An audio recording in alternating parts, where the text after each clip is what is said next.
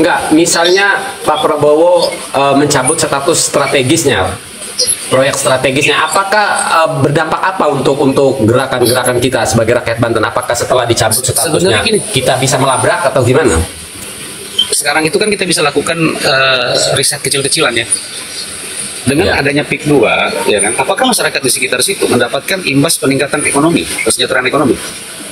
Sama sekali tidak, malah merusak. Nah, kalau sama sekali tidak, gitu loh. Apalagi kalau misalnya dia justru merusak lingkungan misalnya ya, maka persoalannya kita sekarang mau dia berstatus proyek strategis nasional kah atau sekalipun tidak, maka dia sama-sama tidak punya makna apa-apa.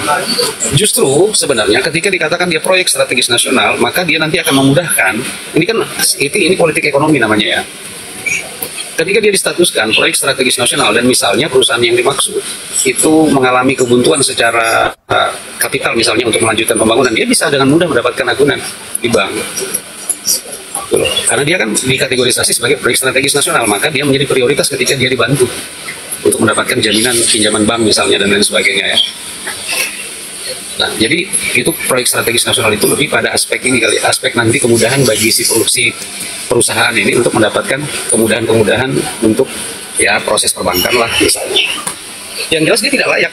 Kalau dia tidak memberikan dampak sama sekali misalnya ke masyarakat sekitar, maka mau dikasih status ataupun tidak, maka sama aja gitu. Nah, kalau ternyata terbukti dia merusak lingkungan hidup, misalnya dia terbukti merusak lingkungan hidup, maka masyarakat berhak menolak itu. Nah, bentuk penolakan batasnya sampai di mana? Apakah misalnya sampai masyarakat itu sampai menyetop mobil-mobil yang lalu-lalang di situ? Itu nggak boleh ya. Oh, nggak boleh. Kalau itu yang dilakukan jangan. Itu namanya kita menghambat aktivitas perusahaan orang. Sepanjang dia berizin itu jangan dilakukan. Yang boleh masyarakat melakukan protes misalnya ke pemerintah boleh, pemerintah daerah boleh untuk dilakukan negosiasi. Sekarang pertanyaan kita sederhana, kita maunya apa dari PIK itu? Berarti bicara winnya. Saya kira kalau cuma protes-protes di medsos, ya tidak akan menghentikan PIK 2, Bib. Percuma itu akan langsung. Jadi gini, protes di medsos itu tidak selalu dimaksudkan untuk menghentikan, tetapi setidaknya itu akan merubah persepsi. Gitu. Tidak semua gerakan itu harus. Medsos itu kan fungsinya, tujuannya dari orang yang nggak sadar jadi sadar bahaya, dampak terhadap perekonomian rakyat. Ya, yang usahanya di laut aja kan jelas terhambat kan nanti. Ya, maka di sini kan ada komunitas nelayan yang terganggu perekonomiannya, ya kan. Paling tidak, kalau misalnya hal ini tidak didiamkan, ada pihak-pihak yang menyuarakan, baik disuarakan melalui media sosial maupun ada aksi gerakan demonstrasi, aksi protes dan lain sebagainya, setidaknya pihak pengelola PIK itu bisa memikirkan solusi alternatif akan bagaimana cara menyelamatkan ekonomi masyarakat. Jangan sampai mereka hanya memikirkan tentang proyek mereka, keuntungan mereka, tetapi kemudian masyarakat yang menggantungkan penghasilannya dari laut yang tadinya sebelum dibangun PIK misalnya mereka dengan mudah mendapatkan akses ekonomi di laut gitu, tapi akhirnya karena ada PIK mereka terhalangi. Misalnya setidaknya ada win-win solusi yang bisa ditawarkan gitu. Oh, jadi singkatnya kalau untuk menghentikan PIK 2 tidak bisa.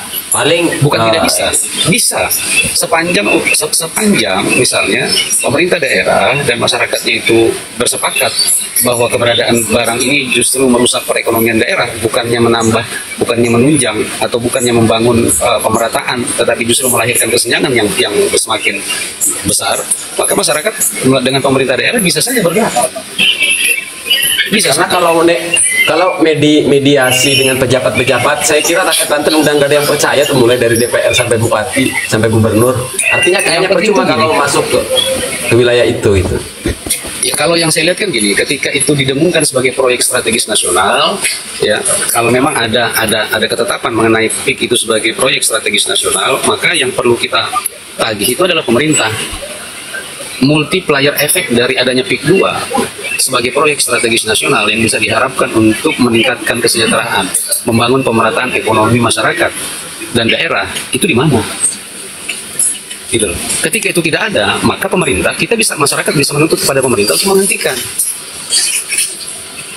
Bisa. Singkatnya berarti singkatnya kalau pemerintah memihak kepada rakyat, intinya bisa dihentikan ya. Kalau nyatanya pemerintah mulai dari daerah sampai pusat memihak kepada rakyat. Gini, itu kan berdiri di lahan daerah kan.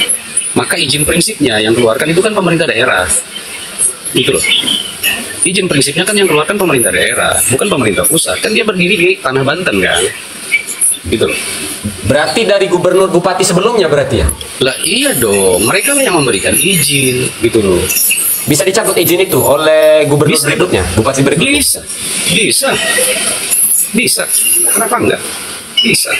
Sekarang tuh masalahnya adalah ada nggak political will, ada nggak goodwill dari pemerintah, baik itu pemerintah daerah maupun pemerintah provinsi, pemerintah kabupaten maupun pemerintah provinsi untuk melihat PIK ini secara lebih bijaksana, gitu loh. Berarti Bib, kalau prosesnya harus tanda tangan gubernur, dipastikan PIK 2 tidak bisa dihentikan, karena biar bagaimanapun gubernur Banten dan bahkan sekarang ya calon gubernur Banten ya kayaknya Sponsor mungkin dari sebelum lama, ya kan? Ya kalau mereka bisu kan berarti mereka dapat suntikan. Bisa jadi kan ada suntikan, ya kan. Nah makanya sebenarnya ya bisa dilakukan dengan cara people power. Gitu. Jadi, nah pertanyaan kemudian adalah apakah masyarakat siap bersatu untuk itu? Kan gitu. karena saya ngukurnya yang sudah berjalan puluhan tahun ya, betapa pengecutnya gubernur Banten, Bib. Betapa sepengecut apa sih gubernur Banten sudah berkali-kali. Lah, Indah Kiat aja di banyak bisa dihentikan sama gubernur udah berapa kali gubernur. Lah, seberapa pengecut gitu loh gubernur Banten. Itu limbah seharusnya di Kementerian Lingkungan Hidup itu sudah bergerak tanpa diminta. Sudah, kalau Kementerian Lingkungan Hidup kan kemarin turun. Cuma kan ini sudah berjalan 10 puluhan tahun karena dengar-dengar informasinya si keluarga Plongo itu ternyata donaturnya Indah Kiat gitu. Jadi saya kira kalau ini ujungnya gubernur punya kewenangan menghentikan PIK 2, kayaknya rakyat Banten cuma ngimpi doang ini untuk menghentikan PIK 2. Karena jelas gubernur berikutnya pun dipastikan pengecut. Dipastikan, saya sudah pastikan dulu. Ya, problemnya kita itu kan sebenarnya kan ketika pemerintah itu sudah menyerah pada oligarki, maka disitulah pupus harapan masyarakat itu. Gitu. Ketika pemerintah itu sudah menyerahkan dirinya, menggadaikan dirinya kepada oligarki, maka masyarakat nggak usah berharap banyak dari pemerintah itu. Karena nanti pasti kebijakannya adalah kebijakan-kebijakan yang akan pro pada kepentingan oligarki. Itu sudah seperti itu jalannya gitu. Nah, maka kalau bicara PIK 2 ini sebenarnya banyak hal yang bisa dilakukan sih. Mungkin menurut Ana kemarin Bang Said Didu ini terlalu ekstrim kali. Ya.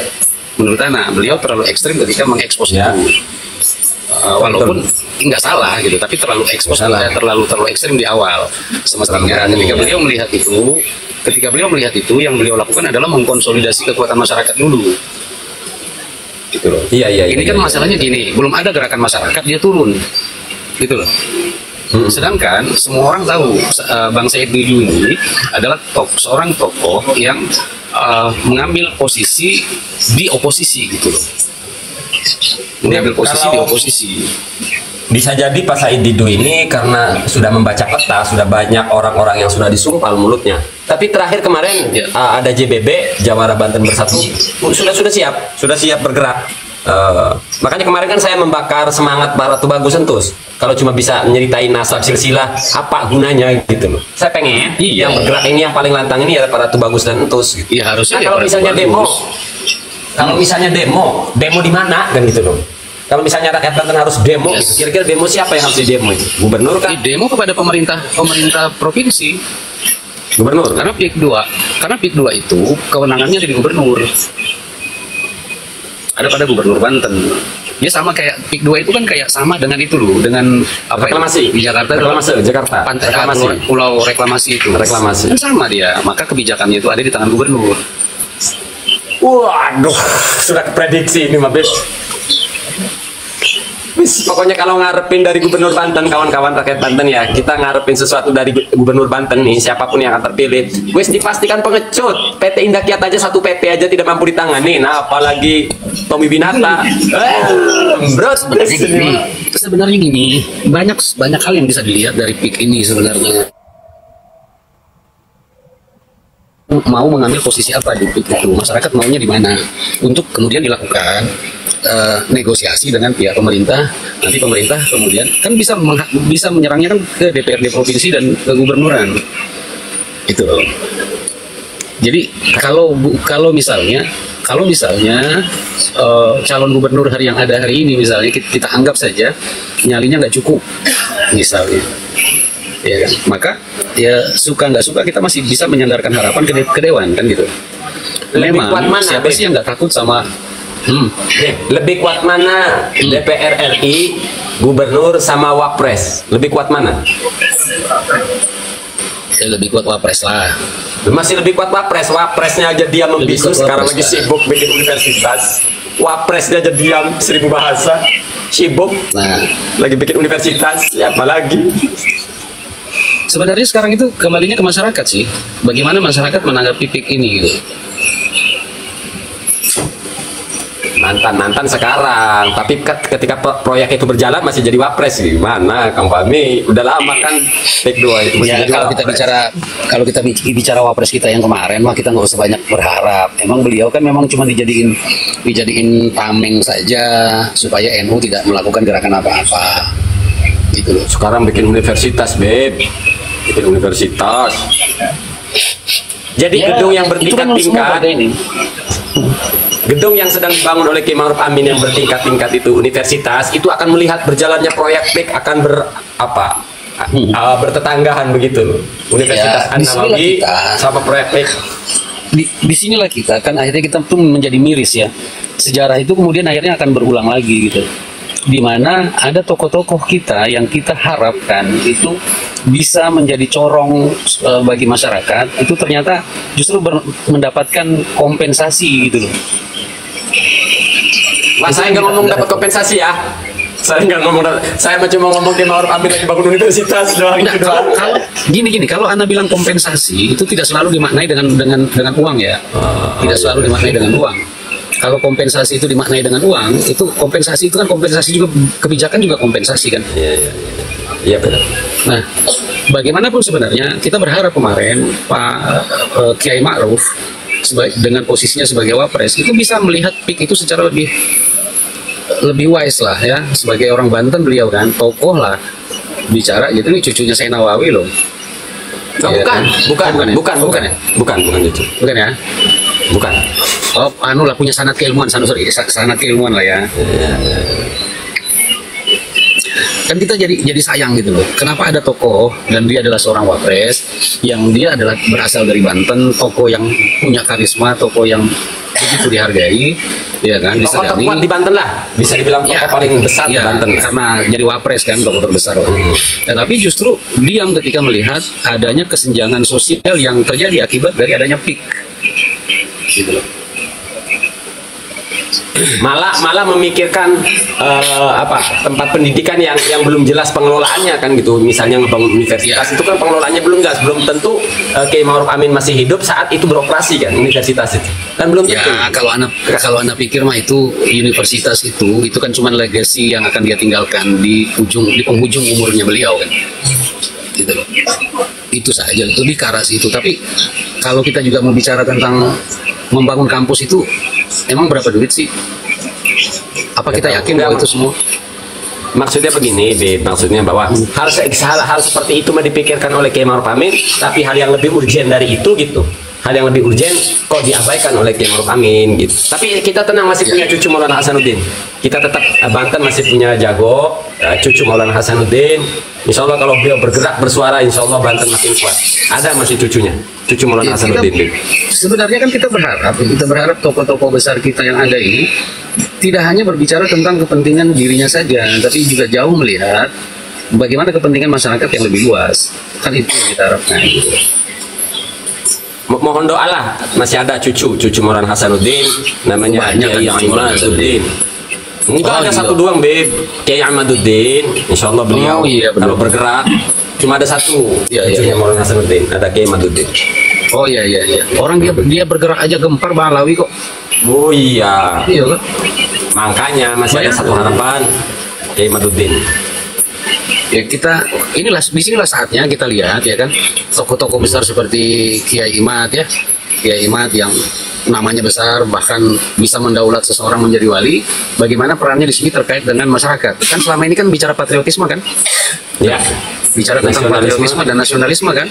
Itu bicara tentang bagaimana masyarakat jangan diperbodohi, masyarakat jangan diperbudak, ya kan. Ini ada perbudakan dalam bentuk ekonomi yang tidak disadari melalui ini gitu. Coba kita mau lihat nih, mudah-mudahan dengan kekuatan cucu Maulana Hasanuddin yang namanya Kiai Imaduddin bin Sarman Wakila bin Samun ini, ya kan, bisa menggoyang PIK. Masa cuma bisa goyang Balawi doang kan? Iya, amin, amin, amin. Ya, harapan kita tinggal di Imaduddin. Iya. Balawi seluruh dunia aja goncang dengan satu orang Imaduddin kan, masya Allah. Sedunia. Iya kan. Masa cuman pik yang sekecil itu aja ya Imad nggak bisa ngegoyang kan, nggak keren amat kan. Kalau Mahesa yang ngegoyang terlalu kurus Mahesa. Lagian Kang Maesa nggak punya pasukan. Nggak punya. Maesa nggak pasukan. Bu, nggak punya. Kalau Kiai Imad kan coba bisa dilihat tuh ada videonya yang di atas tank apa itu, ada peluru, ada brand itu senjata besar itu. Iya kan? Itu kan keren itu. Makanya kita berharap dia bisa membredel itu. Ada yang hebat tuh di bawah tuh, tapi sibuk nyapu aja tuh. Itu Sibuk nyapu kuburan. Itu yang di bawah tuh apa jempol. Enggak berat, Kita berharap aku ngomong. Banten kalau Kita bergerak. berharap kita berharap betul nih cucu Maulana Hasanuddin Imaduddin ini bisa mengambil langkah patriotis gitu, supaya kita betul-betul masyarakat ini bisa melihat bagaimana patriotisme. Kan dia selalu bilang gitu bahwa dia seorang yang patriotis, yang nasionalis gitu kan, tidak ingin masyarakat ini dijajah gitu. Nah inilah kesempatan beliau ini. Iya, betul. Kesempatan beliau. Biar jangan bisa ngaku-ngakunya doang cucu Maulana Hasanuddin. Iya, buktikan. Iya. Anak nggak tahu nih, kira-kira Abah Jempol ngakuin nggak itu? Yang saya khawatirkan itu satu hal doang ini Bibi terus. Kalau Abah Jempol dan yang lainnya bergerak, Jawara Banten ini bergerak, khawatirnya kami sebagai masyarakat ini nggak tahu menau, pokoknya serang ya serang. Itu yang saya khawatirkan itu doang. Kalau sampai Jawara Banten angkat golok, set gitu loh. Nah kami kan udah nggak bisa mikir, wes lawan gitu. Itu yang saya khawatirkan gitu loh. Terus gimana kalau misalnya Kiai Imad yang ini, yang datang ke PIK gitu, memimpin pasukan? Jangan, beliau agak sedikit gendut, larinya nggak agresif. Janganlah, ini tugas-tugas berat lah. Kiai Imaduddin cukup bikin video aja menolak PIK 2. Itu yang saya khawatirkan itu adalah satu, ketika para entus itu bagus angkat, cabut pedangnya, masyarakat tidak tahu menau. Lah paling ngandalin apa? Ngandalin kekuatan TNI Polri kan, cukong-cukong itu kan. Lah ada berapa jumlah Polri di Banten? Ya kan? Ada berapa jumlah Polri di Banten kan? Dibanding rakyat Banten. Masih belum imbang. Itu yang saya khawatirkan itu doang. Misalnya Abah Jempol, rakyat Banten turun, saya di depan. Waduh, kayaknya saya pasti turun. Wes nggak tahu yang di depan saya, pokoknya hantem wes. Itu yang saya khawatirkan. Ya, semoga para tubagus entus ini bisa menahan diri. Itu yang saya khawatirkan itu satu doang. Kalau para entus tuh bagus Jawara Banten nyabut pedang. Waduh, itu yang saya khawatirkan. Apalagi masyarakat sini pesisir Tanara, Tirtayasa, daerah-daerah pejuang dulunya. Nggak kebayang. Itu yang saya khawatirkan itu doang. Tuh bagus nyabut goloknya. Itu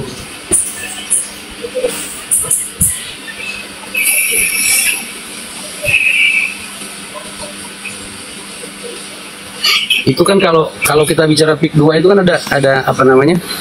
Ada dampak lingkungannya kan besar sekali tuh. Itu ada beberapa analisis itu yang mengatakan dengan adanya PIK 2 ini ada penurunan permukaan tanah gitu kan. Iyalah sudah. Dan gas penurunannya itu 8 sampai 10 meter loh per tahun.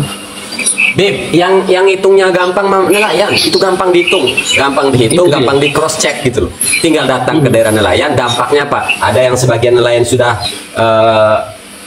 nyari ikan itu agak harus ke tengah karena kan terganggu, ikan nggak di pinggir. Itu.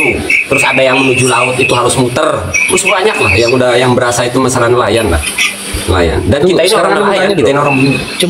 Coba Anda tanya. Sekarang truk-truk pengangkut material yang menuju area proyek PIK 2 ini itu melewati jalan umum nggak? Jalan umum lah, Bib. Bahkan debunya mengganggu masyarakat. Ya kalau dia melewati jalan umum itu yang melanggar ketentuan undang-undang dong. Berarti kita sebagai rakyat boleh nyetop truk-truk itu? Boleh nyetop, boleh. Woi, demen gua yang begini-begini. Oh jadi Boleh, boleh ya rakyat turun di lapangan. Iya. Rakyat turun di lapangan nyetop mobil truk itu, tapi jangan dirusak kan? Iya. Di stop aja. Jangan dirusak, Jangan lewat. di stop. Pertama jelas melanggar ketentuan undang-undang terkait dengan dia harus punya jalur khusus yang tidak menggunakan jalan umum. Gitu. Oke. Nggak boleh. Dia Tapi harus bangun rakyat jalan masih punya sendiri. senjata ya? Rakyat masih punya senjata. Undang-undang masih ya. Punya dong. Pertanyaannya, iya. Waduh, kalau sampai ketahuan nih para Tubagus Entus nih. Sekarang gini, Paham ada begitu. pertanyaan gini. Wah, repot. Ada pertanyaan gini. Ketika misalnya PIK2 itu kendaraan pengangkut materialnya yang mengakibatkan debu menggunakan jalan umum, pertanyaannya ada kompensasi bagi warga nggak? Ya ada lah, Beb. Hah? Ya, daerah kini yang kita dilewati itu apa kompensasinya apa untuk masyarakat? Nggak ada kompensasi. Uang debu gitu misalnya. Lah kurang tahu soal itulah. Nah, coba itu dicek. Ya, yang kedua itu karena itu sifatnya melanggar ketentuan kayak begitu. Itu tadi kalau memang misalnya mau mengambil langkah menyetop itu bisa karena memang itu melanggar ketentuan yang berlaku. Dia nggak boleh melewati jalan umum tuh. Oh, demen nih, demen. Jadi kita rakyat tidur aja di jalan, bareng-bareng ya. Rakyat tidur aja di Tahan aja, jalan, bareng-bareng. Gitu. Tahan. Iya. Tapi kalau kita dimarahin polisi nanti gimana? Ditanya sama polisi, ketentuan apa yang membolehkan kendaraan pengangkut material ini melalui jalan umum? Coba sebutkan. Kirim undang-undangnya kirim Bib ya tentang larangan. Kirimin undang-undangnya ya. Karena ngobrol sama polisi itu harus pakai undang-undang kitanya. Oh iya. Wes turun, Maesa punya alasan turun di lapangan. Yang muda-muda dulu ya, Marantus tuh bagus nyimak. Kalau saya ditoel tuh baru cabut goloknya ya, Marantus tuh bagus. Sementara saya dulu yang turun lah, yang muda-muda. Kalau saya ditoel tuh cabut goloknya ya. Ngapain ngomong pakai undang-undang, pakai aparat, pusing. Marantus tuh bagus, yang sepuh-sepuh duduk dulu di singgah sana, biar saya yang turun di lapangan. Kalau ada yang noel tuh baru cabut goloknya ya. Kemarin saya kesal itu, Beb. Setan itu yang ngusir Pak Said Didu itu. Ngatas namanya warga. Saya trek ngomong begini. Gua punya pekerjaan. Lu kalau gua punya pekerjaan, nggak ada orang Banten ngomong gitu. Nadanya, suaranya. Setan ini. Siapa kuliah aja belagu berani ngusir-ngusir. Sayang saya nggak ikut waktu itu. Kalau saya memilih ditonjokin nggak apa-apa. Yalah, ngusir-ngusir orang mau ngeliput itu. Kalau siap bergerak lah. Kita sebenarnya cukup ada satu aja undang-undang ya, yang bisa kita pakai untuk bergerak. Dari kemarin kita Nanti pikirin undang-undang doang. Coba nanti Anda lihat. Kalau mau lihat itu, Anda lagi baca undang-undangnya. Ya, nanti dikirimin aja di WhatsApp. Apabila ada undang-undang yang bisa membuat kita bergerak, saya pakai itu.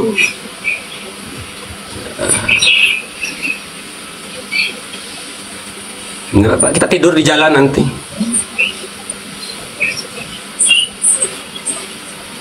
Apa nanti kita nggak akan dikriminalisasi, bikin keonaran lah. Kan orang sono mah punya kuasa, pinter bikin rekayasa kasus itu. Bikin keonaran di jalan, menyenyok. Oh, jam operasi itu terkait jam operasinya itu. Jam operasi. Jam operasi Harus malam ya? angkutannya itu. Harus malam ya? Ya, dia harus di atas jam 10. Dan batasnya Jam 10 sampai jam 5 pagi. Ya, jam 10 pagi. Di atas jam 10 malam sampai jam 5 pagi. Di luar jam itu mereka kendaraannya nggak boleh beroperasi di situ. Oke, rakyat Banten, kalau ada jam operasi dari proyek-proyek mobil proyek itu berjalan, kita turun di lapangan. Itu bisa dilihat pakai pakai peraturan Bupati Tangerang aja. Bupati Tangerang. Oke, nanti kita Ya, cek lagi tuh soal peraturan Bupati ya. Tangerang nomor 12 tahun 2022 tentang perubahan kedua atas peraturan Bupati nomor 46 tahun 2018 tentang pembatasan waktu operasional mobil barang pada ruas jalan di wilayah Kabupaten Tangerang. Pasalnya pasal 3 ayat 1 ditegaskan bahwa waktu operasional kendaraan angkutan barang dibatasi pada pukul 22.00 sampai pukul 05.00 waktu Indonesia Barat. Nah, sedangkan kalau kita lihat dari keterangan-keterangan saya dulu dan beberapa yang lain, kendaraan yang beroperasi untuk kepentingan peak itu justru nggak ada waktu-waktunya. Nggak ada waktu. Gitu. Yang rame itu di video itu yang viral itu ada di Balaraja ya, di Balaraja itu siang hari itu. Oh, jadi kalau perundang-undangannya memang ada, berarti masyarakat berhak menyetop itu, Bib ya? Berhak, ya, berhak. Karena penegakan hukum itu memang itu ada penegak hukum ya, tetapi masyarakat yang taat hukum juga berhak, sebagai masyarakat yang memahami hukum itu juga punya hak untuk menghentikan itu di jalan. Lu jangan dong, kasarnya gini, orang yang mengerti hukum itu mengingatkan kepada orang yang tidak mengerti hukum. Ya, yang jelas kalau ada hal seperti itu pasti yang nongol polisi pasti polisi itu kalau begitu cepat garcep guys, nggak hafal kita. Jadi intinya ada dasar hukumnya, itu peraturan Bupati Tangerang itu. Nanti ambil PDF-nya nanti besok nanti anak kirimkan. Ya. Jadi kita hanya menyampaikan perundang-undangan. Kalau mereka pihaknya bikin ribut, ya kita ikutin mau mereka apa gitu. Ya gitu lah. Siap-siap aja lah rakyat Banten di wilayah utara. Di wilayah utara khususnya itu baru satu sisi ya. Itu baru satu sisi ya, Kang ya. Nanti kita bisa lihat lagi dari aspek HAM-nya bisa. Benar. Pokoknya saya harus bahas perundang-undangannya. Nanti saya kasih dalam aspek perspektif hukumnya dari sisi hak asasi manusia. Nanti saya kasih. Siap. Pokoknya kita bertindak dan bergerak atas dasar hukum lah. Ya. Intinya itu. Ya sebetulnya kehendak masyarakat itu juga hukum. Kehendak masyarakat hukum. Itu juga hukum. Dilindungi. Sepanjang itu memang untuk kemaslahatan yang lebih besar, dia dilindungi oleh perundang-undangan. Karena apa sesungguhnya hukum itu kan lahir. Jadi gini, ada yang namanya hukum yang hidup di tengah masyarakat. Rasa keadilan masyarakat. Gitu. Kalau misalnya keberadaan PIK itu ternyata justru melahirkan ketidakadilan di tengah masyarakat, maka yang lebih tinggi itu adalah bagaimana menghadirkan rasa keadilan masyarakat. Itu yang lebih tinggi. Gitu. Kang Amin naik sebentar, saya mau. Kang Amin naik sebentar, coba ngobrol sama Bib Idrus, nanti saya bikin kopi, temenin beliau. Satu orang naik, Kang Amin. Nah, yang di Kronjo itu, sampaian ceritakan dan sampaikan di sini apa yang sampaian lihat. Kang Amin naik, mohon Kang Amin. Kita butuh informasi soal. Nah, ini kan rakyat Kronjonya ya, rakyat Kronjonya yang memberikan informasi itu bukan katanya. Kang Amin, mohon naik Kang Amin. Nanti kalau ada satu yang naik, saya mau bikin kopi dulu. Kang Amin naik, Kang Amin. Lo Rade, saya di Pulau Sepak lo Rade. Tuh kopinya kosong tuh. Mau bikin kopi dulu. Kang Amin naik, Kang Amin. Kalau ada warga di sekitaran Kronjo mau yang pernah melihat kegiatan-kegiatan proyek, monggo minta tolong informasinya buat bahan obrolan.